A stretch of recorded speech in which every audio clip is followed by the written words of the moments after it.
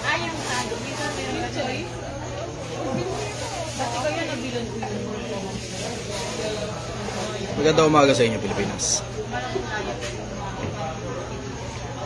This will be a very short public address. Sa ilang buwang lumipas, simula May 1, ngayong taon, nagsimula ako sa Tondo ng piso lang ang dala ko. Sa loob ng isang buwan, nakita ninyo kung paano ako namuhay bilang isang basurero na nagbabalat ng tareta sa bundok ng basura.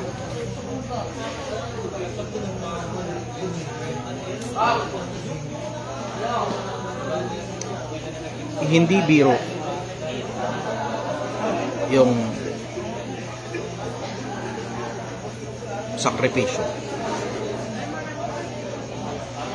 yung bigat sa katawan, sa isipan, sa puso.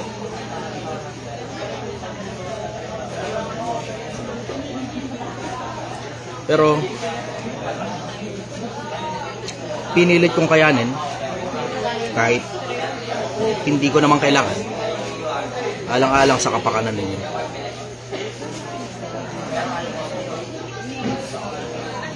At nakita ninyo kung paano umusad.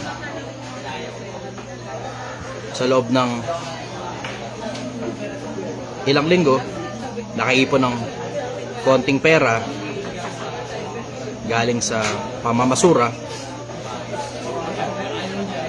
nagtinda ng agahan, inilako sa kalsada. At sa sandaling panahon, nakita ninyo kung gaano kahirap pero gaano rin kadali na gumawa ng pera, makaipon at umusad. Paglipas ng ilang panahon, nagsimula ako sa Project 1M sa halagang 50,000. At nakita ninyo kung paano umabot hanggang halos 150,000 pesos. Bumili ng isang pwesto at nakapag-operate ng 2 branches.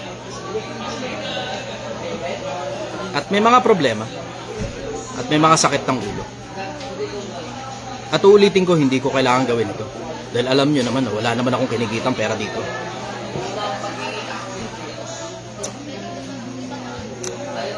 Pero magkagayon man, kahit punong-puno ng sakripisyo, kahit punong-puno ng problema, tuloy-tuloy tayo. Ang isa sa mga pinakamabibigat sa akin, yung alam naman ng mga tao na hindi ko kailangan gawin ito. Alam nyo naman na wala akong kinikita rito. Alam nyo rin naman na wala akong napapala rito. Bukod sa konting barya na pasukli.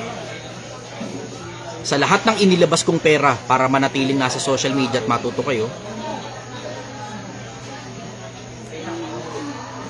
at sa lahat ng sakripisyo na ibinigay ko, gamit yung katawan ko, gamit yung isip ko, gamit yung puso ko. At dumating na rin sa panahon na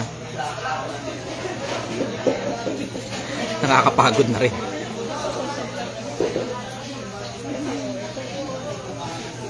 Nakakapagod magmalasakit sa kapwa-tao.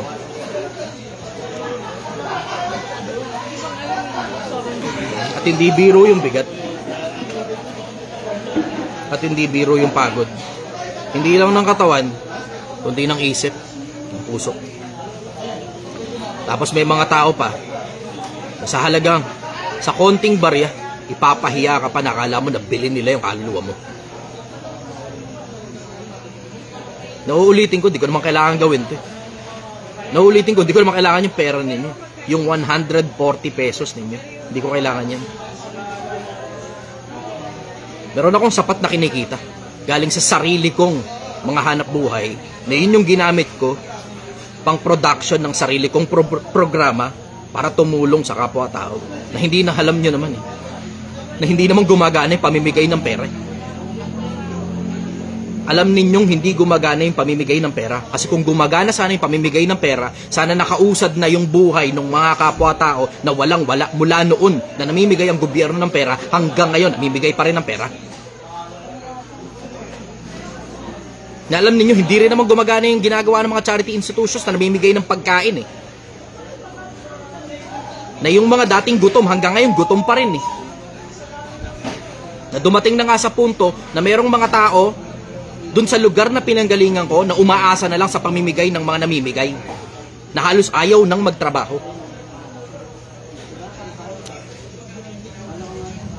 Na alam nyo na rin naman na ang gumagana, patabain nyo isip ng mga tao, patabain nyo puso ng mga tao para sila mismo sa sarili nila makagawa ng sarili nilang pera, matutong umibig sa kapwa-tao nila.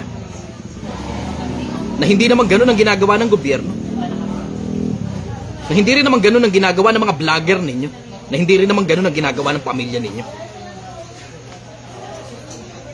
Ang akin pagmamalasakit sa kapwa-tao. Ang akin, gusto kong umusad yung buhay ng mga kapwa ko.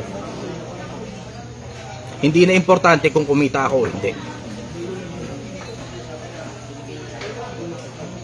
Hindi na importante kung magkasakit ako o malakas yung katawan ko. Di na nga rin importante kung buhay pa ako o patay na ako.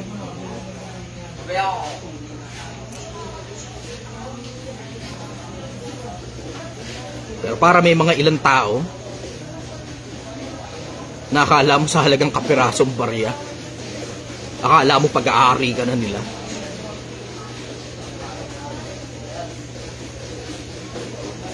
Tapos pagkakaisahan ka pa na akala mo may atraso ka sa kanila. Sobra naman kayo.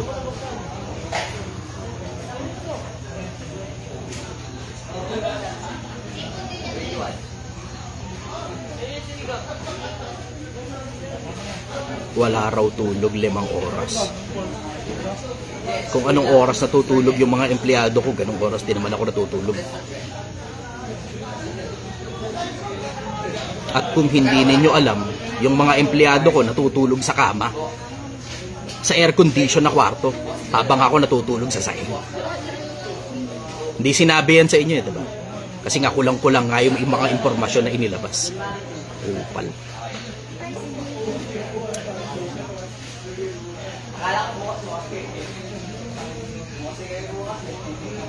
Wala raw day off. Hindi lang pinapayagan kapag ngayong araw ka magde-day off, ngayong araw ka rin magpapaalam. Pero lahat ng day off pinagbigyan. Mag-abiso ka lang ahead of time. Walang kaltas sa sweldo. Huwag ka lang abusado.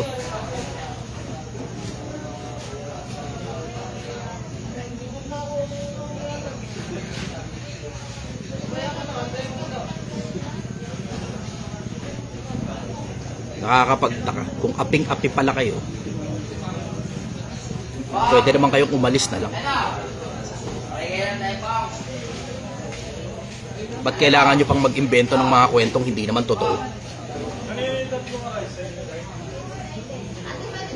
Yan ang pinagkaiba kasi ng mga umuusad yung buhay at saka mga taong naghahatak pababa.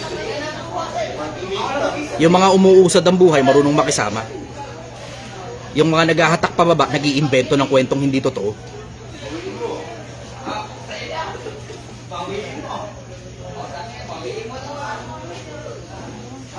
Alam mo, simple lang naman ang konsepto Pilipinas Alam nyo naman, wala akong monetization dito. Alam nyo naman yung isang page ko na 600,000 na monetize, alam nyo rin naman halos wala namang ka-post-post doon at halos wala rin namang masyadong nanonood doon dahil hindi rin naman ako nakikinabang doon, dahil hindi rin naman ako nagla-live doon. Tapos halos wala rin namang video na pumuputok doon. Kaya kahit ungkatin ninyo, yung kinikitang pa $2, $3 kada buwan, $5, $10, akala nyo ikakausad yan.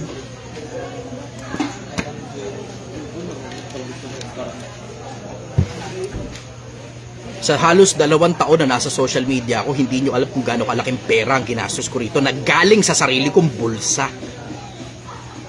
May mga tanga pa na akala nila kumikita ako sa social media para sumikat daw. Putang ina. Kung ang gusto ko lang kasikatan, marunong akong kumanta, may itsura din naman ako, pwede naman ako sa showbiz. Kung ang gusto ko lang kasikatan, pwede naman ako tumakbo sa politika. At may tabarin naman ako ng utak at may tibay ako ng dibdib para kumandidato. At kaya ko yung gastos kahit independent party pa ako. Kung ang gusto ko lang pera, pwede naman ako mag-promote ng sugal sa inyo, diba? At wala kayong choice kundi tangkilikin ako dahil wala kayong makikita sa internet na katulad ng taba ng utak ko. Katulad ng paninindigan ko na buhay ko, taya ko rito. Ang offer sa akin sa sugal, puta, lampas 1 milyon, kulang-kulang 2 milyon eh. Ang offer sa akin sa politika para mag-promote ng politiko, puta, halos 10 milyon. Mula sa panahon na pumirma ako ng kontrata hanggang matapos yung campaign period. Kung pera lang ang hinahabol, putang ina, napakadaling gumawa ng pera. Napakadaling gumawa ng pera.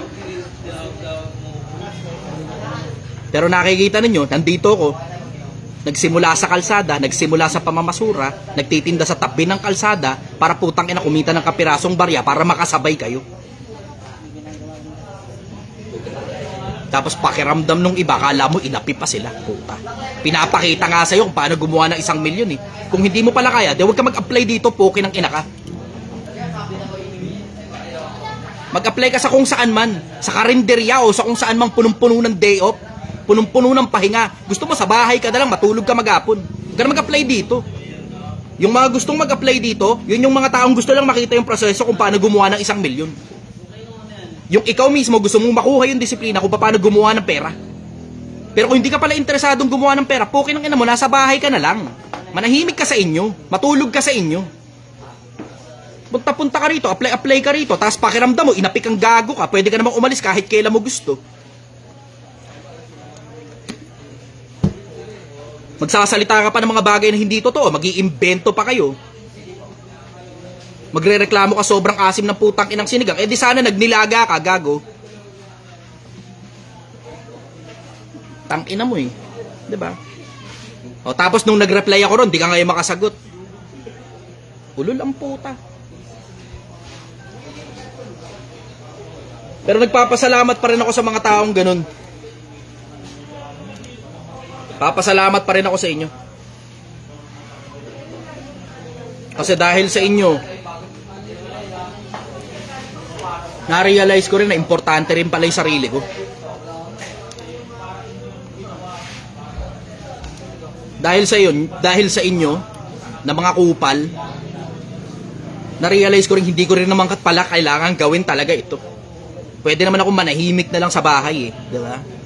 Pwede naman ako manahimik sa mga sarili kong hanap buhay, kainin yung sarili kong perang pinaghirapan ko na hindi ko kailangan tong putang inang social media, makatulong sa mga tao. Hindi, malunod kayo pare-parehas. Malunod kayo. Bahala kayo sa buhay nyo.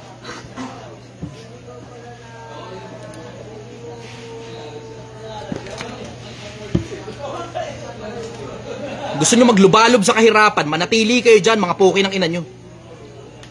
Ganyan ang gusto nyo, diba? Pinapakita nga sa inyo yung daan kung paano umusad sa buhay eh. Tang ina, ahatakin nyo pa ako pababa. Mga ulul ba kayo?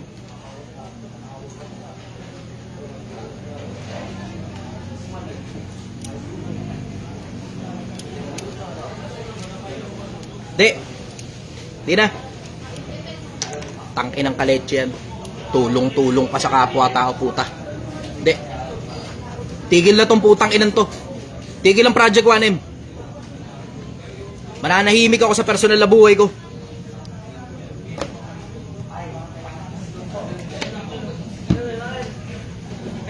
Pagpapasasaan ko yung sariling perang pinaghirapan ko, matutulog ako ng mahaba, magpapahinga ako ng husto, magpapamasahe ako, mamamasyal ako, magta-travel ako, wala akong pakialam sa inyo.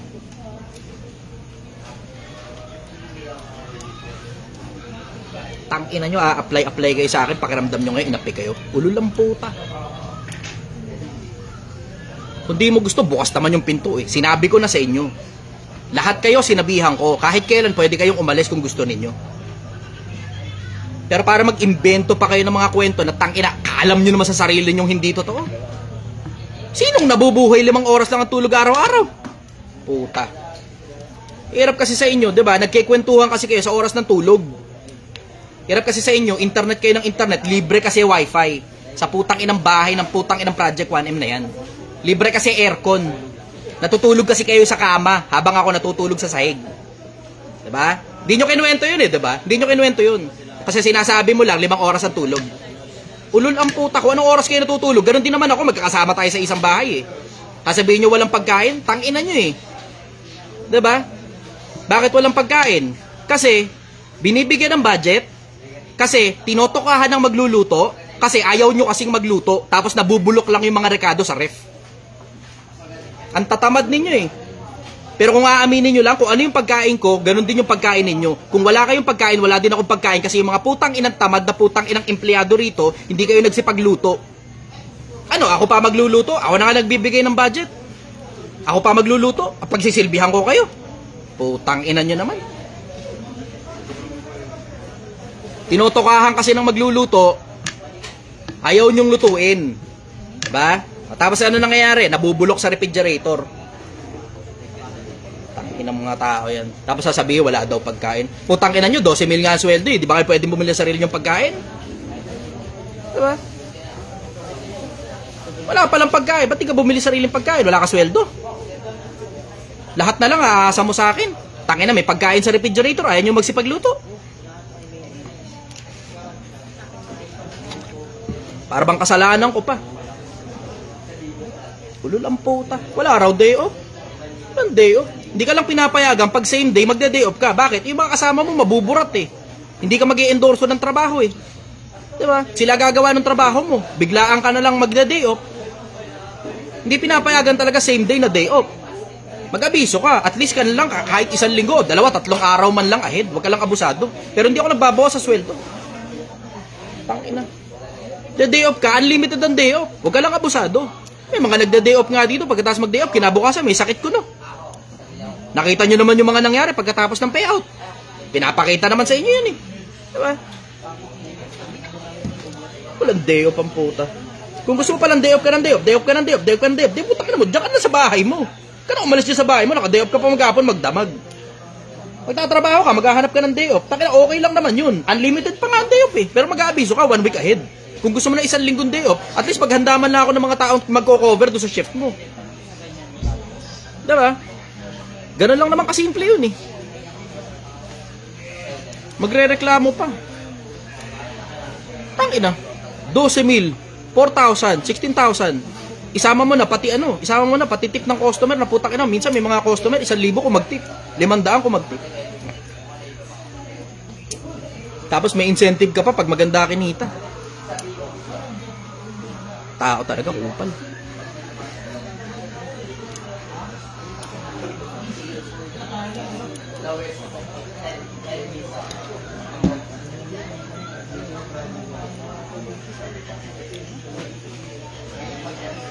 Simple lang naman eh, 'di ba? Kung gusto mong manahimik sa bahay ninyo, doon ka lang sa bahay niyo. Huwag ka na mag-apply pa sa akin. Yung mag-a-apply dito, yun lang yung mga taong gusto makita kung paano yung proseso ng paggawa ng 1 milyon. Alam niyo naman, tulong sa kapwa-tao to, hindi naman para sa akin to, 'di ba? Alam niyo rin naman hindi ko inaangkin yung pera. At alam ninyo, lahat ng mga nagtrabaho dito, alam niyo wala akong binibili para sa sarili ko. Alam niyo 'yan. Tangina. Is it too much para bumili ako ng 1 pirasong Mountain Dew o 1 pirasong Cobra? Pero wala akong binibilin damit para sa sarili ko. Mula nung nagsimula itong putang inang endeavor na to. Wala akong pasyal para sa sarili ko mula nung nagsimula itong putang inang Project 1M na to. Wala akong ginastos na pera dito sa lahat ng perang nandito. Lahat yan, kung hindi pambayad sa tao, pambayad sa bills, pambayad sa karne, pambayad sa gulay.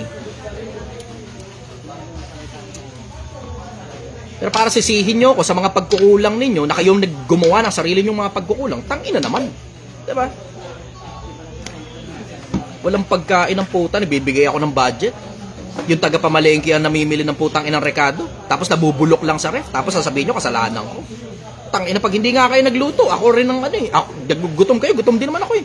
Hindi naman ako parang bumibili ako ng pagkain para sa sarili ko, tapos sarili ko lang papakainin ko eh. Magkakasama tayo sa isang bahay. Putang ina nyo naman. Di na. Dahil dyan, at saka iba pang mga nagre-reklamo, tigil na tong putang inan to. Hindi ko kailangan tong Project 1M na to. Tigil na to.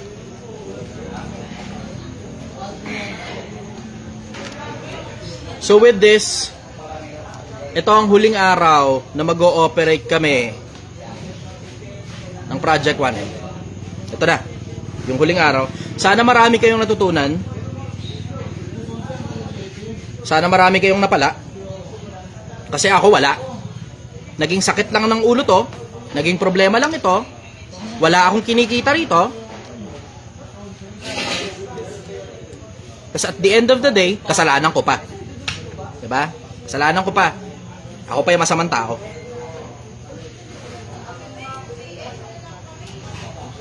Yung tumutulong ka na lang sa kapwa-tao mo, binibigyan mo ng taba ng utak para matuto kung paano gumawa ng 1 milyon, tapos sisisihin ka pa na para may atraso ka pa sa kanila.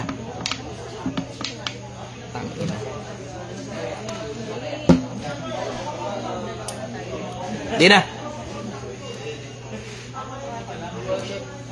So, ito ang mangyayari. Ito na ang pinakahuling araw na mag-ooperate ang Project 1M. At maraming nanghihinayang at marami naman din ang natuto. Pakinabangan nyo na lang lahat ng mga videos na nauna.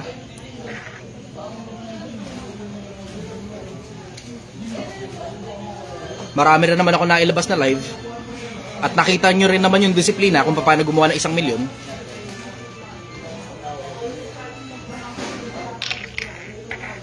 Last day ng operation ngayon. Hanggang alas 3 kami na madaling araw dito. Tapos, ang balik namin sa January 2 na.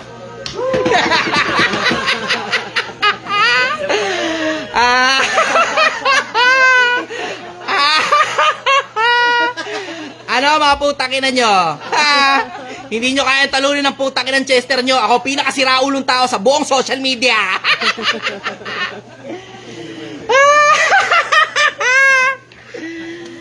January 2, ang balik namin. Magbabagong taon muna, magpapahinga muna ako, matutulog ako ng mahaba, wala muna akong pakialam sa inyo, wala munang live, wala munang i-upload na kahit na anong video. Kami matutulog, kami magpapahinga, magre-relax muna kami ng gusto. Babalik kami January 2. Sa January 2, ang i-expect ninyo, may mga nagre-reklamo dahil sa quality ng produkto. Ang ibig sabihin niyan, kailangan ko ngayong i-improve yung quality ng produkto. At we will have a mandatory limited supply. Ang pagsisilbihan namin maximum good for 100 orders only. Maximum na yun. Para sa DOMSA at sa harap ng barangay. So that's a total of 200 orders only. 200 na order lang ang i-cater namin sa isang araw. Nakapagtansya na ako, we will be able to maintain good quality kapag nanatili kami na may limitation sa loob ng isang araw. We will operate at, I will say, let's have a sensible, conservative time frame na mula alas 7 ng gabi hanggang alas 3 ng madaling araw, Lunes hanggang Linggo pa rin, pero magdadagdag na ako ng additional headcounts para ma-cater ang pagda-day off ng mga tao ko. We will have better working conditions aside from air-conditioned rooms. We will also have unlimited Wi-Fi And I will say, toka-toka ng pagluluto sa pagkain. At ang mga itotoka ko, yung talagang mga marunong sa pagluluto ng pagkain. And that also means, magdadagdag kami ng headcount ng mga tao na matataba ang utak at marunong magluto at alam ang ginagawa sa kusina. Kasi derechahan, hindi ko alam kung ano ginagawa ko sa putang inang negosyo na to. Hanggang ngayon, wala pa rin akong malay dito. Nandito ako sa isang industriya na kayo ang may gusto na hindi ko alam kung ano ginagawa ko rito. Wala akong alam sa putang inang pagluluto at pagbebenta ng putang inang pagkain. Ang alam ko lang paglolo. Ngayon, with this, additional updates will be informed as soon as I can come up of something. Kasi biglaan lang ito, naisip ko lang kanina habang naglulok ako sa CR. Alam niyo naman na ang karamihan ng mga contents ko, naiisip ko habang nasa CR ako at tumatae. Alam niyo na yan. Kaya, ang ibig sabihin yan, for now, we will close Project 1M at kami magpapahinga at kami matutulog ng mahaba at lahat ng tao bayad, including yung mga inutangan ko, at i-report ko sa inyo kung magkano eksakto lahat ng pera na meron ngayon na hindi rin naman kalakihan kasi matumal talaga ang December, pero hindi ako lugi. Maliit lang yung pera, manipis yung kinita. Pero hindi ako lugi. Hindi ako lugi, hindi ako lugi. Tang ina umusad yung Project 1M. Dalawang branch, nabayaran lahat ng utang, nabayaran lahat ng mga tao. Tapos kumita pa ako ng konti. Putang ina. At sa mga bashers, you are still welcome to bash me just the same. Ang masasabi ko lang sa inyo, pakyo. Poke ng ina niyong lahat. Magandang gabi sa inyo, Pilipinas! Mahal na mahal kita! Magkita-kita tayo sa January 2. Bye-bye, everybody! Good night!